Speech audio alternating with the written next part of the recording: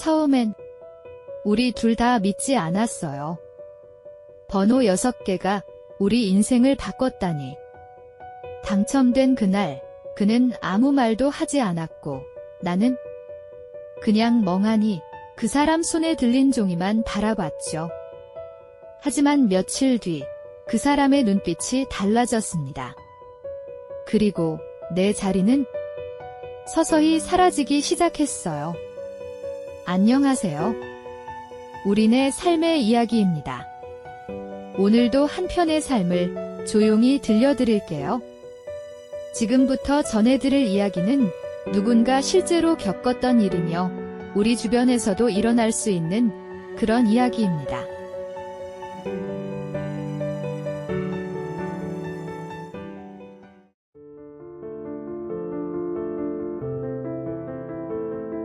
그날 저녁, 우리는 평소처럼 아무 말 없이 밥을 먹고 있었어요. 그 사람도, 나도 그저 평범했던 하루였죠. 남편은 평생을 공장에서 일해온 사람이었습니다.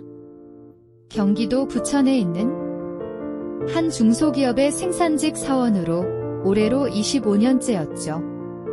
늦은 나이에 결혼해서 딸 하나를 두고 조용히 살아왔습니다.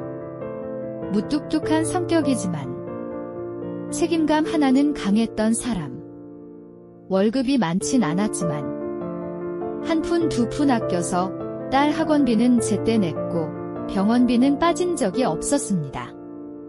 그 사람은 나한테 단 한 번도 명품을 사준 적은 없었지만 딸아이 도시락에는 꼭 소고기 반찬을 넣어줬고 출근길엔 무거운 재활용 봉지를 늘 들고 나갔습니다. 그런 사람이었어요. 우리 부부는 큰 꿈이 없었습니다. 딱 5년 뒤 남편 퇴직하면 작은 식당 하나 차려서 둘이 같이 장사하자. 그게 꿈이었고 우린 그걸 믿고 조금씩 돈을 모으고 있었죠.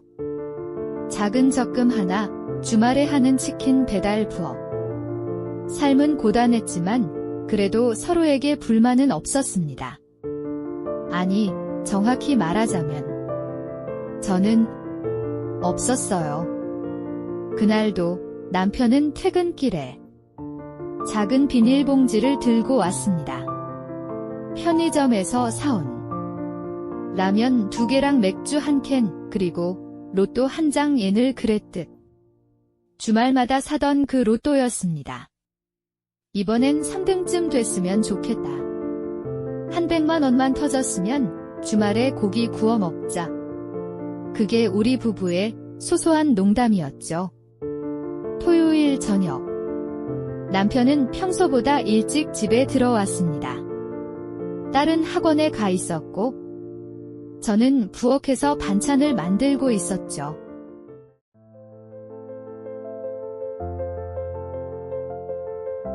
그 사람은 말없이 스마트폰을 들여다보더니 갑자기 라면 봉지를 떨어뜨렸습니다.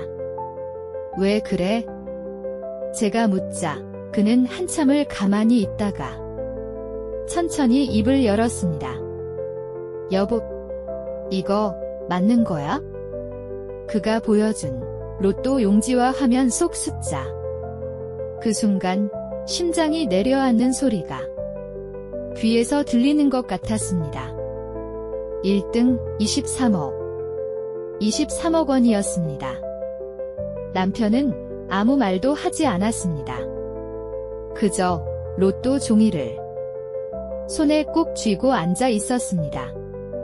그리고 저는 바보같이 그날 반찬을 다 만들고 있더군요. 우리 어떡하지? 남편이 그렇게 말했습니다.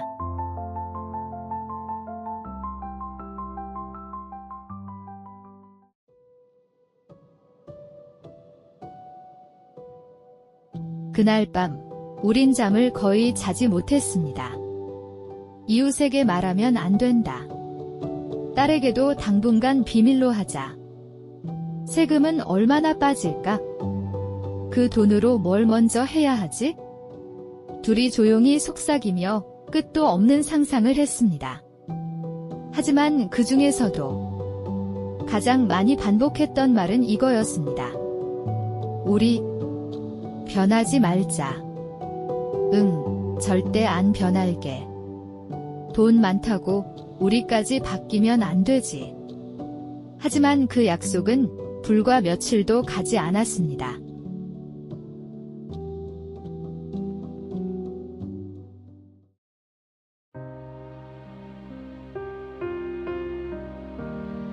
남편은 그날 이후 매일같이 잠을 설쳤습니다. 퇴근 후엔 평소에 안 보던 주식 앱을 켰고 친구들과의 술자리가 늘었고 갑자기 새 운동화를 사왔습니다. 회사 사람들이랑 등산 간다네. 운동화 하나 사려던 참이었어. 처음엔 그런가 보다 했습니다. 하지만 그건 시작에 불과했습니다. 며칠 뒤 남편은 퇴근이 늦어졌습니다. 전화도 없이 밤 11시가 넘어서야 문을 열고 들어왔죠. 옷에서는 술 냄새가 났고 손에는 낯선 향의 담배가 들려 있었습니다. 왜 연락도 안 했어? 아, 미안. 회식이 있었어. 회식이란 말에 전 더 묻지 않았습니다. 하지만 그날 이후로 그는 자주 늦었습니다.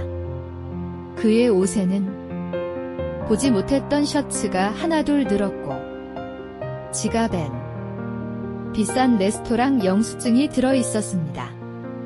그리고 어느 날 빨래를 개다가 작은 쪽지를 발견했죠.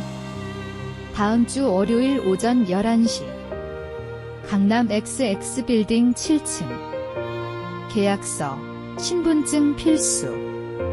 그 순간 가슴이 철렁 내려앉았습니다. 무슨 계약이야?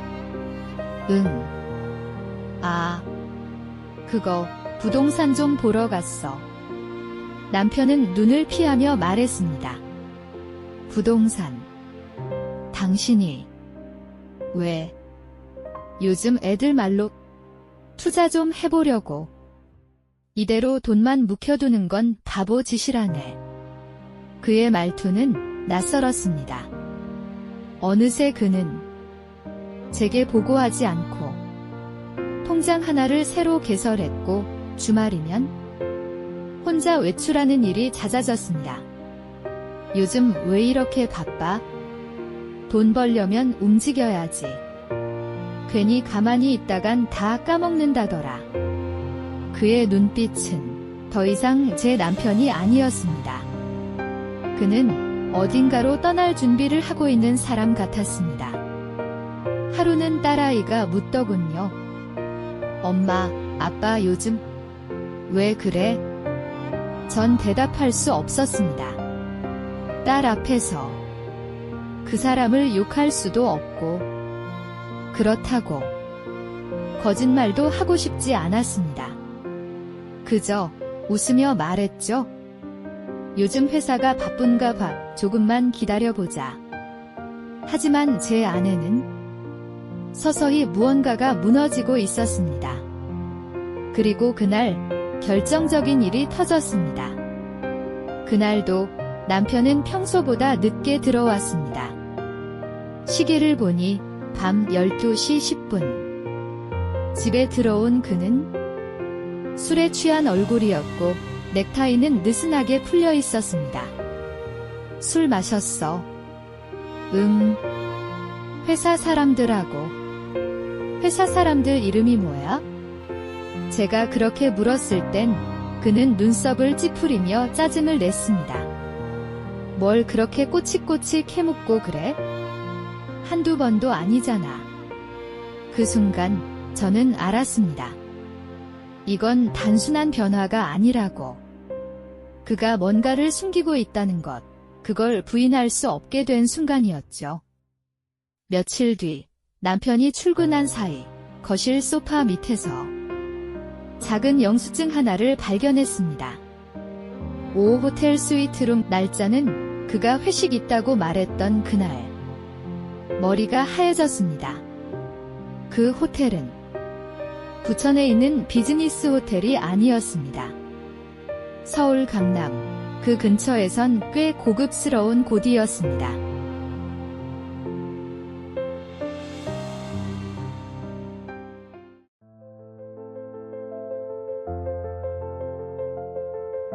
전 그날 혼자 서울로 올라갔습니다.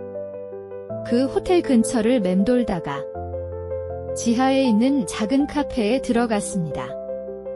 혹시나 하는 마음으로 그 사람을 기다려봤죠. 그런데 정오가 조금 지났을 때 익숙한 걸음걸이의 남자가 호텔 쪽으로 다가왔습니다. 그 사람 옆에는 젊은 여자가 서 있었습니다. 화려한 치마, 굽 높은 구두, 그와 웃으며 대화하던 그 모습은 분명히 그 사람이었습니다.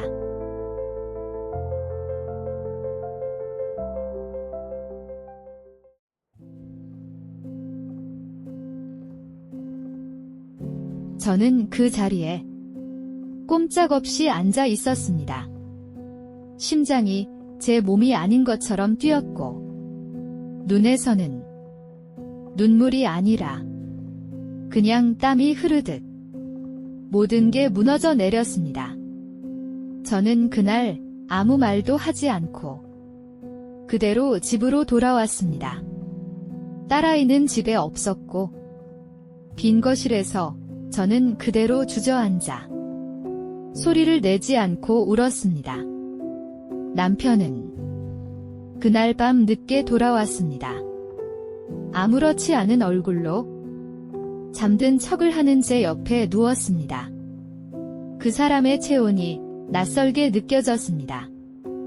그날 밤 남편의 코 고는 소리가 유난히 낯설게 들렸습니다. 같은 방, 같은 이불 속인데도 그와 나 사이엔 깊은 벽이 느껴졌습니다. 저는 하루 종일 머릿속을 맴도는 한 장면을 떠올렸습니다. 그 여자와 팔짱을 끼고 웃던 그의 얼굴, 그리고 그 얼굴이 제게 말하던 수많은 거짓말들.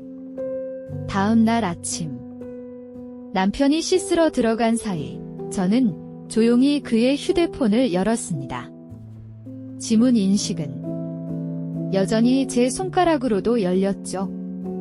잠시 뒤 사진첩에서 한 장의 셀카가 나타났습니다. 호텔 침대, 와인잔, 그리고 그 여자. 남편은 그 옆에서 웃고 있었습니다. 그날 밤 저는 남편에게 말했습니다. 당신 무슨 짓 하고 다니는 거야? 그는 놀란 표정으로 절 쳐다봤습니다. 뭐가? 호텔, 여자, 영수증. 사진까지 있어? 순간 그의 표정이 굳어졌습니다.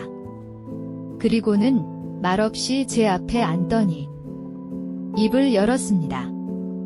그래. 맞아. 뭐라고? 그 여잔 그냥 아는 사람이야. 나한테 사업 이야기 해준 사람이고, 사실 그 돈 그 사람 통해서 투자하고 있었어. 투자. 응, 부동산이랑 가상화폐.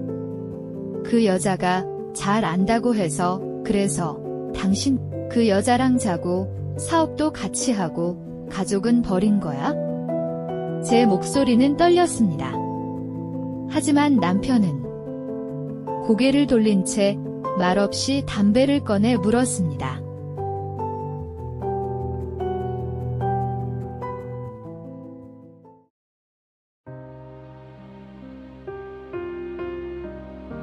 그 순간 저는 결심했습니다. 나 이혼할 거야. 남편은 담배에 불을 붙이려다 멈칫했습니다. 뭐? 당신 이미 우리 가족이 아니야. 딸 앞에서 이런 사람으로 남편이라 부르고 싶지 않아? 남편은 한참을 말없이 있더니 피식 웃으며 말했습니다. 그래. 결국 돈이 생기니까 다들 본색이 나오네. 뭐라고? 그 돈 없었으면 당신 나한테 이렇게 말 못했을걸? 지금 당신도 돈 때문에 이혼하자는 거잖아. 그 말에 손이 떨렸습니다. 저는 조용히 안방으로 들어가 서랍에서 혼자 모아온 통장을 꺼냈습니다.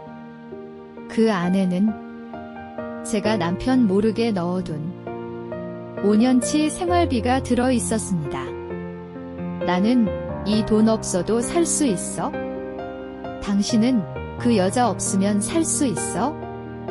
그는 아무 말도 하지 못했습니다. 이혼을 말한 뒤로 남편은 며칠을 말없이 지냈습니다. 집에서는 거의 얼굴을 마주치지 않았고 딸아이와의 대화도 줄어들었죠. 하지만 그는 반성하지 않았습니다. 오히려 며칠 후 서류 하나를 내밀었습니다. 이건 뭐야? 동의서. 재산분할 관련된 거야? 그 종이엔 제가 보지도 못한 계좌들이 줄줄이 적혀 있었습니다. 이 중 일부는 투자금으로 나갔고 남은 건 대략 3억 정도야. 그럼 1등 당첨금이 20억 넘는다며. 나도 손해본 게 많아. 그의 말에 숨이 턱 막혔습니다. 그리고 말인데 집은 내가 가져가면 좋겠어. 당신은 친정으로 좀 들어가. 그 순간 이 사람은 이미 가족을 떠났다는 걸 깨달았습니다. 그는 돈을 기준으로 모든 관계를 정리하고 있었습니다. 그날 저는 조용히 변호사를 만났습니다. 남편 몰래 증거 자료들을 모으기 시작했고 통장 사본과 사진, 녹음 파일까지 준비했습니다. 딸아이도 조심스레 저를 도왔습니다. 며칠 뒤 이혼 조정 신청서를 접수했습니다. 남편은 조정위원 앞에서 처음으로 목소리를 높였습니다. 이 여자는 나한테 한 푼도 보탠 게 없어. 로또는 내 이름으로 산 거고 내 돈이야. 왜 반을 줘야 되는데? 그때 조정위원이 말했습니다. 로또 당첨금은 부부 공동 재산입니다. 배우자의 기여도에 따라 법적으로 분할됩니다. 그는 얼굴이 굳었습니다.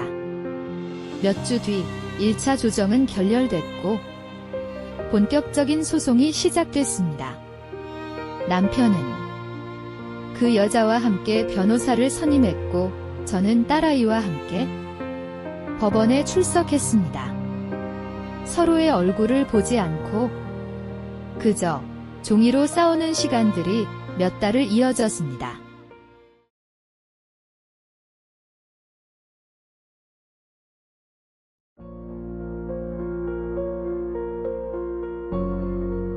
그러던 어느 날 딸아이가 제게 말했습니다. 엄마, 아빠, 뉴스 나왔어. 뭐? 그 여자랑 투자한 부동산 회사 사기였대. 뉴스 기사에는 남편이 투자한 회사 이름이 선명하게 적혀 있었습니다. 오호홀딩스 대표, 유사수신 혐의로 긴급 체포.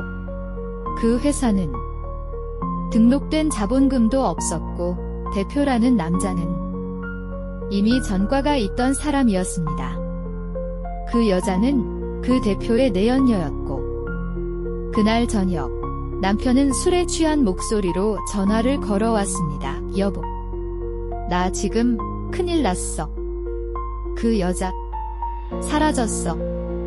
계좌도 다 막혔고 투자금 다 날렸어. 나 어떡하지? 그 목소리를 들으며 전 아무 말도 하지 않았습니다. 예전 같았으면 달려가서 그 사람의 등을 두드렸겠지만 그날은 한참을 침묵하다가 이 한마디만 남겼습니다. 이제 나한테 전화하지 마. 며칠 뒤 남편은 회사에도 나오지 않았습니다. 출근을 안 한 지 3일 만에 인사과에서 연락이 왔고 그가 퇴직 처리가 된 걸 알게 됐습니다. 퇴직금도 이미 다 빠져나가고 없었습니다. 법원에서는 남편의 투자 실패와 외도, 생활비 기여도 등을 근거로 저에게 당첨금의 65%를 지급하라고 판결했습니다. 금액으로는 약 14억 9천만 원. 남편은 그 자리에서 머리를 숙였지만 눈물 한 방울 흘리지 않았습니다. 그의 표정에는 후회보다 분노가 담겨 있었습니다. 며칠 뒤 그는 집을 나갔습니다. 남편이 마지막으로 남긴 건 비밀번호가 풀린 통장 하나와 쓰다만 볼펜 한 자루였습니다. 그 이후 우리는 그 사람 소식을 듣지 못했습니다. 전화도 없었고 딸아이도 아빠의 이름을 꺼내지 않았습니다. 전 그 돈의 일부로 남편과 살던 아파트를 정리하고 딸아이와 함께 작은 빌라로 이사했습니다. 그리고 그동안 하고 싶었던 작은 반찬 가게를 열었습니다. 처음엔 어렵고 서툴렀지만 이상하게 손님은 꾸준히 찾아왔습니다. 어느 날 단골 아주머니가 제게 물었습니다. 사장님, 예전엔 뭐 하셨어요? 전 잠시 웃으며 말했습니다. 아주 평범한 가정주부였어요. 남편 뒷바라지만 하던 그런 사람이요. 반찬 가게 문을 닫고 딸아이와 함께 시장 골목을 지나갑니다. 언젠가부터 딸아이는 제 손을 꼭 잡고 걷습니다. 엄마, 지금이 더 좋아. 왜? 그냥 가끔 그런 생각을 합니다. 그때 우리가 로또에 당첨되지 않았다면 어땠을까? 남편은 여전히 성실하게 출근했을까요? 우린 여전히 주말마다 라면을 끓여 먹으며 작은 적금 하나를 자랑했을까요? 아마 그랬을 겁니다. 그게 행복했을지는 모르겠지만 돈은 사람을 바꾸지 않았습니다. 그저 그 사람이 원래 어떤 사람인지를 드러냈을 뿐이죠.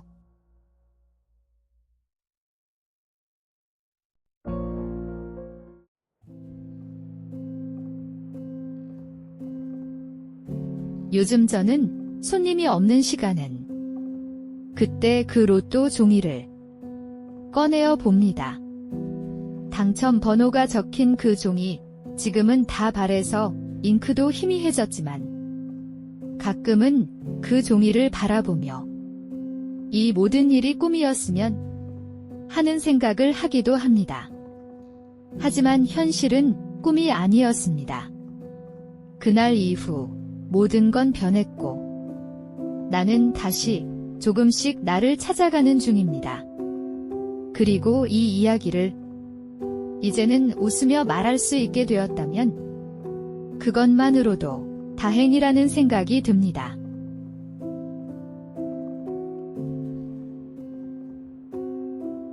오늘의 이야기가 당신 마음에 작은 여운을 남겼다면 조용히 함께 해주세요.